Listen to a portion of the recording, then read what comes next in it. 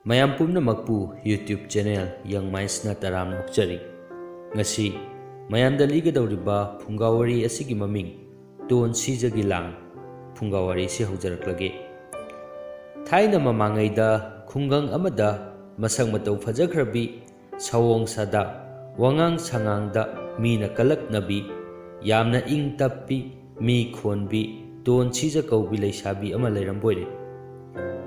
ꯈꯨꯜꯒꯤ ꯄꯥꯈꯪ ꯑꯃꯠꯇ ꯃꯥꯕꯨ ꯄꯥꯝꯗꯕ ꯌꯥꯎꯗꯦ, ꯑꯗꯨꯕꯨ ꯇꯣꯟ ꯁꯤꯖꯅꯗꯤ ꯀꯅꯥ ꯑꯃꯠꯇꯕꯨ ꯄꯥꯝꯗꯦ꯫ ꯈꯨꯜ ꯂꯣꯟꯅꯕꯗꯒꯤ ꯑꯈꯝ ꯀꯧꯕ ꯄꯥꯈꯪ ꯑꯃꯅ ꯆꯍꯤ ꯀꯌꯥ ꯆꯨꯞꯅ ꯃꯥꯕꯨ ꯁꯪꯖꯔꯛꯄꯕꯨ ꯌꯥꯕꯤꯔꯛꯇꯕꯗꯒꯤ ꯅꯨꯄꯤ ꯊꯤꯕ ꯆꯍꯤ ꯃꯇꯥꯡ ꯍꯦꯟꯗꯣꯛꯈꯤꯗꯨꯅ ꯃꯌꯨꯝ ꯃꯀꯩ ꯄꯥꯜꯂꯔꯣꯏ ꯍꯥꯏꯗꯨꯅ ꯂꯝꯕꯣꯏꯈꯤ꯫ ꯇꯣꯟ ꯁꯤꯖꯒꯤ ꯌꯨꯝꯗ ꯅꯣꯡꯃꯒꯤ ꯀꯥꯡꯗꯅ ꯄꯥꯈꯪ ꯀꯣꯏꯔꯛꯏ꯫ ꯃꯈꯣꯏꯒꯤ ꯐꯤꯗꯥ ꯊꯥꯕ, ꯍꯤꯗꯥꯛ ꯍꯥꯟꯕ, ꯂꯥꯔꯩ ꯀꯣꯟꯕꯗ ꯃꯊꯧ ꯁꯤꯠꯇꯨꯅ ꯏꯃꯨꯡꯒꯤ ꯊꯕꯛ ꯏꯟꯈꯥꯡ ꯑꯃꯠꯇ ꯄꯥꯡꯁꯤꯟꯕ ꯉꯝꯗꯦ꯫ ꯑꯗꯨꯅꯗꯤ ꯄꯥꯈꯪꯁꯤꯡ ꯑꯁꯤ ꯊꯕꯛ ꯁꯤꯖꯤꯟꯅꯔꯒꯦ ꯈꯟꯗꯨꯅ ꯀꯣꯏꯔꯛꯄ ꯑꯃꯃꯝꯗ ꯇꯥꯗ ꯍꯌꯦꯡꯗꯤ ꯑꯩꯒꯤ ꯐꯤ ꯁꯥꯕꯗ ꯁꯤꯖꯤꯟꯅꯅꯕ ꯅꯥꯎꯟꯈꯣꯛ ꯑꯃꯠꯇ ꯌꯥꯟꯕꯤꯔꯛꯎ, ꯆꯠꯂꯝꯗꯥꯏꯗ ꯅꯆꯜꯅ ꯌꯣꯝꯕ ꯆꯌꯣꯝ ꯄꯥꯏꯕꯤꯈꯣ ꯍꯥꯏꯕꯣꯏꯔꯦ꯫ ꯑꯁꯨꯝꯅ ꯀꯣꯏꯔꯛꯄ ꯅꯨꯄꯥ 8ꯇ ꯍꯥꯏꯔꯛꯄꯗꯨꯗ ꯅꯨꯄꯥ 8 ꯑꯗꯨꯁꯨ ꯄꯥꯝꯖꯕ ꯅꯨꯄꯤꯅ ꯍꯥꯏꯔꯛꯄꯅꯤꯅ ꯁꯤꯕ ꯀꯤꯗ꯭ꯔꯦ꯫ ꯑꯌꯨꯛ ꯉꯟꯅ ꯍꯧꯔꯒ ꯅꯤꯡꯊꯤꯖꯅ ꯏꯔꯨ ꯃꯥꯏꯊꯖꯔꯒ ꯃꯇꯝ ꯆꯥꯔꯦ ꯍꯥꯏꯕ ꯄꯨꯡꯐꯝ ꯌꯦꯡꯗꯨꯅ ꯇꯣꯟ ꯁꯤꯖꯒꯤ ꯌꯨꯝꯗ ꯆꯌꯣꯝ ꯂꯧꯕ ꯂꯥꯛꯂꯦ꯫ ꯃꯊꯪ ꯑꯃꯠꯇ ꯈꯪꯅꯗꯅ ꯆꯌꯣꯝ ꯂꯧꯈꯤꯕ ꯃꯈꯣꯏ 8ꯇꯨ ꯃꯃꯥꯡꯒꯤ ꯆꯤꯡꯗ ꯅꯥꯎꯟꯈꯣꯛ ꯌꯥꯟꯕ ꯆꯠꯈ꯭ꯔꯦ꯫ ꯄꯥꯈꯪꯁꯤꯡꯗꯨꯅ ꯃꯊ꯭ꯋꯥꯏ ꯌꯥꯎꯅ ꯃꯈꯨꯠꯇ ꯊꯥꯡꯖꯧ ꯑꯃꯃꯝ ꯄꯥꯏꯗꯨꯅ ꯆꯤꯡꯃꯥꯏꯗ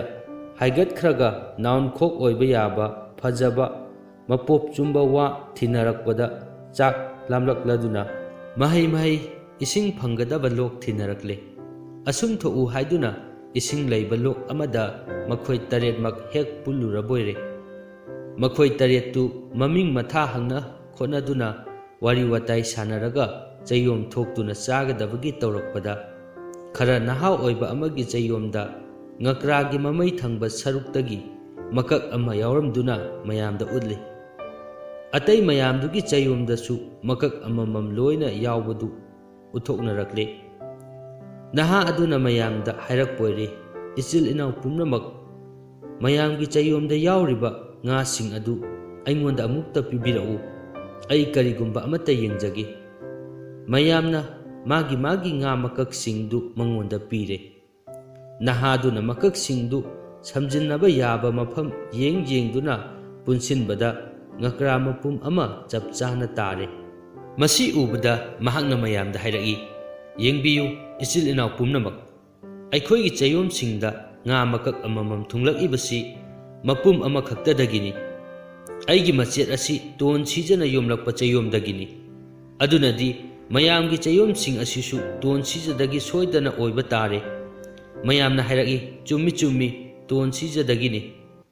ꯅꯍꯥꯗꯨꯅ ꯑꯃꯨꯛ, ꯑꯩꯈꯣꯏ ꯅꯨꯄꯥ 8 ꯑꯁꯤꯕꯨ ꯀꯔꯤꯁꯨ ꯂꯩꯇꯕꯤ ꯅꯨꯄꯤ ꯃꯍꯥꯛꯅ ꯅꯝꯊꯥꯛ ꯂꯥꯡ ꯊꯥꯛꯇꯨꯅ ꯁꯤꯖꯤꯟꯅꯕꯁꯤ ꯍꯛꯃꯟꯈ꯭ꯔꯦ꯫ ꯃꯁꯤ ꯀꯨꯏꯅ ꯍꯤꯡꯂꯕꯗꯤ ꯇꯨꯡꯗ ꯈꯨꯗꯣꯡꯊꯤꯕ ꯌꯥꯝꯅ ꯊꯣꯛꯂꯛꯄ ꯇꯥꯔꯦ, ꯃꯊ꯭ꯋꯥꯏ ꯂꯧꯊꯣꯛꯂꯁꯤ ꯍꯥꯏꯔꯛꯄꯗ ꯃꯈꯣꯏ ꯄꯨꯝꯅꯃꯛ ꯌꯥꯅꯔꯗꯨꯅ ꯌꯥꯝꯅ ꯁꯥꯎꯅ ꯇꯣꯟ ꯁꯤꯖꯒꯤ ꯃꯌꯨꯝꯗ ꯂꯥꯛꯂꯦ꯫ ꯃꯈꯣꯏ 8ꯅ ꯁꯥꯎꯔꯗꯨꯅ ꯃꯃꯤꯠ ꯀꯣꯔꯤ ꯀꯥꯅ ꯂꯥꯛꯄ ꯎꯕꯗ ꯇꯣꯟ ꯁꯤꯖ ꯇꯞꯊꯔꯦ꯫ ꯌꯥꯝꯅ ꯁꯤꯡꯕꯤ, ꯃꯤꯇꯤꯛ ꯃꯤꯔꯧ ꯈꯪꯈ꯭ꯔꯕꯤ ꯅꯨꯄꯤꯅꯤ꯫ ꯄꯥꯈꯪ 8ꯅ ꯃꯥꯕꯨ ꯁꯥꯎꯔꯦ ꯍꯥꯏꯕꯁꯤ ꯈꯪꯂꯗꯨꯅ ꯏꯪꯅ ꯇꯞꯅ, ꯂꯤꯔꯤ ꯈꯣꯏꯔꯤꯅ, ꯇꯥꯗꯁꯤꯡ ꯌꯥꯝꯅ ꯋꯥꯕꯤꯔꯝꯂꯒꯅꯤ, ꯉꯥꯏꯍꯥꯛꯇꯪ ꯄꯣꯊꯥꯕꯤꯌꯨ ꯍꯥꯏꯗꯨꯅ ꯐꯤꯗꯥ ꯊꯥꯔꯝꯂꯒ ꯍꯤꯗꯥꯛ ꯍꯥꯜꯂꯗꯨꯅ ꯄꯤꯊꯛꯂꯦ꯫ ꯍꯤꯗꯥꯛ ꯊꯛꯇꯨꯅ ꯉꯥꯏꯍꯥꯛ ꯄꯣꯊꯥꯔꯕ ꯃꯇꯨꯡꯗ ꯑꯃꯅ ꯍꯥꯏꯔꯛꯏ, ꯇꯣꯟ ꯁꯤꯖ, ꯅꯪꯅ ꯑꯩꯈꯣꯏ 8ꯇ ꯅꯝꯊꯥꯛ ꯇꯧꯔꯝꯕꯒꯤ ꯑꯩꯈꯣꯏ ꯅꯊꯛꯇ ꯂꯃꯟ ꯈꯨꯝꯕ ꯇꯥꯔꯤ꯫ ꯅꯪ ꯑꯁꯤ ꯑꯩꯈꯣꯏ ꯃꯌꯥꯝꯅ ꯅꯊ꯭ꯋꯥꯏ ꯂꯧꯕ ꯇꯥꯔꯦ꯫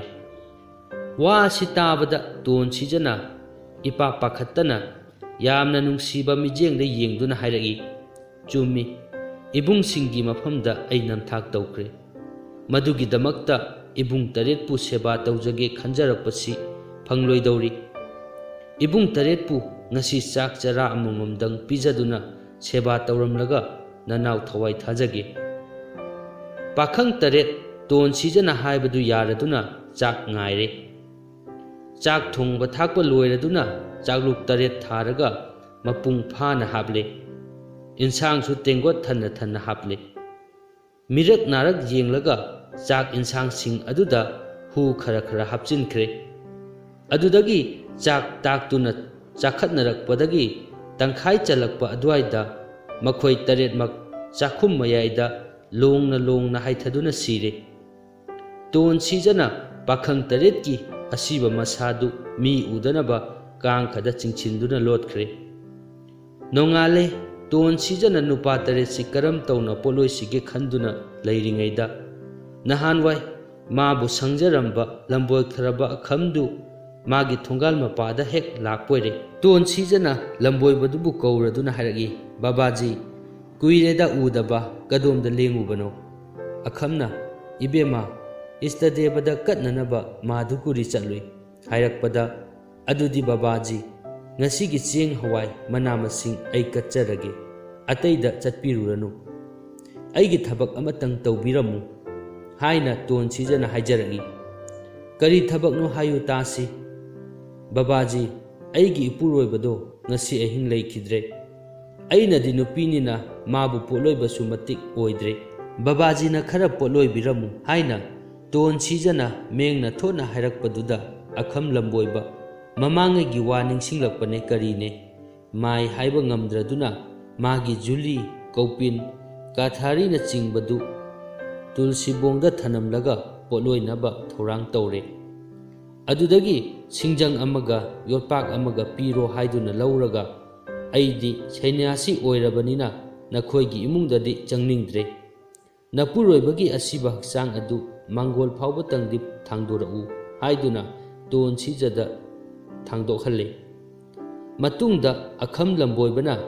असिबदु चिंयादा पुरदुना सिंग अकंगबा थीरगा पोलोइरे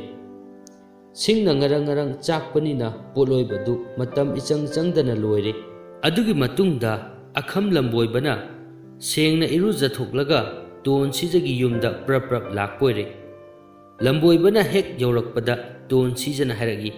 करम तौनी बाबाजी असिबा अदुदी हलक्तुना मागी हानगी मफमदा अमुक लैररे करम तौनी वा अदु ताबदा लंबोइबा इंगंगखरे मई थादोखरबा असिबा अमुक हलकपा हौनदे अदुबु तोन सिजगी नमथाक खंगदबनिना सिया अइना मई थादोखिबा हौजिकता मंगाइरी अदुगा माना हानबु यौरमलबा लाकचैदा इबेमा चिंगथोरउ हायरकपदा तोन सिजना अतोपा असिबा अमा इमुंगदगी चिंगबोय थांगबोय तौदुना मांगोल ताना पुथोरकले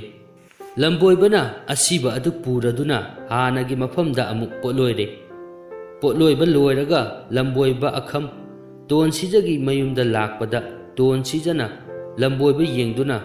करम तौसिगे बाबाजी असिबदो अमुकसु हलकलेने आई तौफम अमा खंगद्रे हाइमी हाइबदा लंबोइबना अच्छा लाकचैदा असिबनबु हेक हेक हलकपसिबु खंगनिदो कदाई चिंगथोरउ इबेमा हाइबदा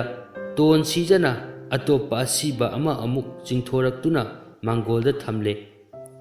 लंबोइबना असिबदु पुरगा हानगी मफमदा अमुक पोलोइरे असुम तौदुना असिबा मसा तरेट अदु मथंग मथंग पोलोइरकपना नुमित तासिलकले